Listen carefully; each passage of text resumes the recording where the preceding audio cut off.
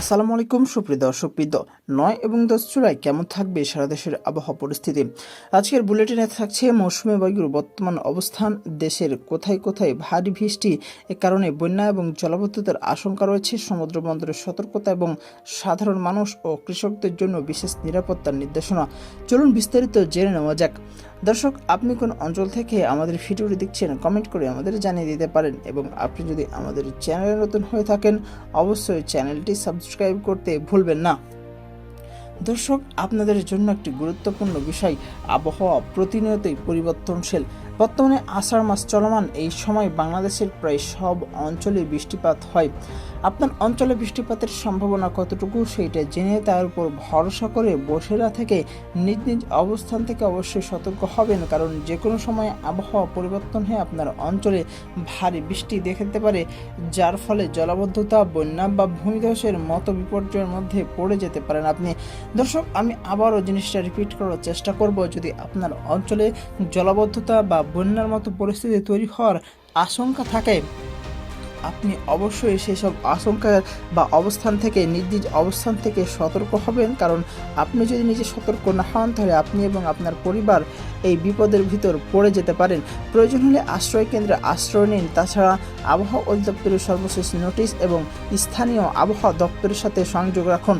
স্থানীয়ভাবে কোনো তথ্য এলে সেটাকে নাকচ না করে সেটা গুরুত্ব সহকারে নেবেন। চলুন বিস্তারিত তথ্যে যাওয়া যাক। চলতি সপ্তাহের মাঝামাঝি এসে দেশের আবহাওয়ায় বড় ধরনের পরিবর্তন লক্ষ্য করা যাচ্ছে। সক্রিয় মৌসুমী বায়ুর প্রভাবে উত্তর পূর্বাঞ্চল এবং উপকূলীয় জেলাগুলোতে মাঝারি থেকে অতি ভারী বৃষ্টিপাতের প্রবণতা বৃদ্ধি পেয়েছে। বাংলাদেশের ওপর মৌসুমী বায়ু এখন তীব্রভাবে সক্রিয় এবং উত্তর বঙ্গোপসাগরে একটি প্রবল আশঙ্কা অবস্থায় রয়েছে। এর পাশাপাশি গাঙ্গেয় পশ্চিমবঙ্গ এবং তৎসংলগ্ন এলাকায় একটি সুস্পষ্ট লঘুচাপ অবস্থান করছে। এই লঘুচাপের কারণে বিপুল পরিমাণ জলীয় বাষ্প সক্রিয় হয়ে উত্তর এবং দক্ষিণ পূর্ব দিক থেকে বাংলাদেশের ভূখণ্ডে প্রবেশ করছে, যা মূলত দেশের নদী অববাহিকা ও পাহাড়ি অঞ্চলে ভারী বর্ষণের মূল কারণ। চলুন আরও নিখুঁত অর্থাৎ একদম জেলাভিত্তিক, অর্থাৎ কোন কোন অঞ্চলে বৃষ্টিপাত হতে পারে, তার কত পার্সেন্ট হতে পারে বৃষ্টিপাতের সম্ভাবনা এবং দিনের কোন সময় আঘাত হানতে পারে, তার আরও নিখুঁত তথ্যটি জেনে নেওয়া যাক। আগামী 48 ঘন্টায় দেশের 8টি বিভাগে কম বেশি বৃষ্টিপাতের সম্ভাবনা রয়েছে। প্রথমে আসছে সিলেট এবং ময়মনসিংহ বিভাগের কাছে। এই দুই বিভাগে বৃষ্টিপাতের সম্ভাবনা থাকবে সবচাইতে বেশি, প্রায় 85 থেকে 95%। মেঘমালা এবং আসামের পাহাড়ি অঞ্চলের কারণে সিলেট, সুনামগঞ্জ, নেত্রকোনা ও শেরপুর জেলায় অতি ভারী বৃষ্টির সংখ্যা রয়েছে। চট্টগ্রাম এবং বরিশাল বিভাগ, উপকূলীয় এই দুই বিভাগে বৃষ্টিপাতের সম্ভাবনা থাকবে 80% একটু উপরে। কক্সবাজার, বান্দরবান ও রাঙ্গামাটিতে পাহাড় ধসের ঝুঁকি রয়েছে। ঢাকা ও খুলনা বিভাগে আবহাওয়া দিনভর মেঘ বৃষ্টির খেলা চলবে, বৃষ্টির সম্ভাবনা থাকবে 77%। প্রধানত দুপুরের পর বা সন্ধ্যার দিকে বজ্রসহ বৃষ্টি হতে পারে। রংপুর এবং রাজশাহী বিভাগের উত্তর ও উত্তর পশ্চিমে বৃষ্টিপাতের সম্ভাবনা থাকবে 60%, তবে কিছু কিছু জেলায় আর্দ্রতাজনিত অস্বস্তি বজায় থাকতে পারে। অধিকাংশ বিভাগে বৃষ্টির প্রধান আঘাত আসবে মধ্যরাত থেকে সকালের মধ্যে এবং বিকেল বা সন্ধ্যার ঠিক পূর্ব মুহূর্তে। আগামী 48 ঘন্টায় উপকূল ও উত্তর পূর্বাঞ্চলে 100 থেকে 200 মিলিমিটার পর্যন্ত অতি ভারী বর্ষণও হতে পারে। বৃষ্টির তীব্রতার কারণে দেশের তাপমাত্রা কিছুটা কমলেও জলীয় বাষ্পের আধিক্যের কারণে ভ্যাপসা গরম অনুভূত হবে। দেশের সর্বোচ্চ তাপমাত্রা থাকতে পারে 31 থেকে 33 এবং সর্বনিম্ন থাকতে পারে 24 থেকে 26 ডিগ্রি সেলসিয়াস।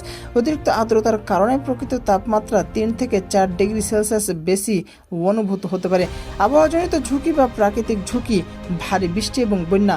সিলেট ও নেত্রকোনায় নিচু এলাকায় নতুন করে বন্যা ও আকস্মিক জলাবদ্ধতার তীব্র ঝুঁকি রয়েছে। বৃষ্টি শুরু হওয়ার প্রাক্কালে দেশের মধ্যাঞ্চল ও উত্তরাঞ্চলে তীব্র বজ্রপাতের সম্ভাবনা রয়েছে।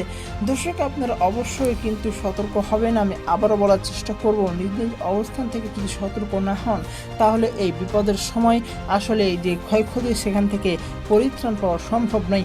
যদিও আমরা প্রাকৃতিক দুর্যোগ সম্পূর্ণ মোকাবেলা করতে সক্ষম নয়, কিন্তু যদি নিজ নিজ অবস্থান থেকে সতর্ক হয় তাহলে এর যে ভয়াবহতা থেকে আমরা অনেকখানি রেহাই পেতে পারি।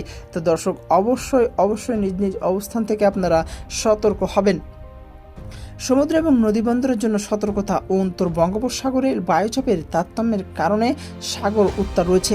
চট্টগ্রাম, কক্সবাজার, মোংলা ও পায়রা সমুদ্র বন্দরকে ৩ নম্বর স্থানীয় সতর্ক সংকেত দেখিয়ে যেতে বলা হয়েছে।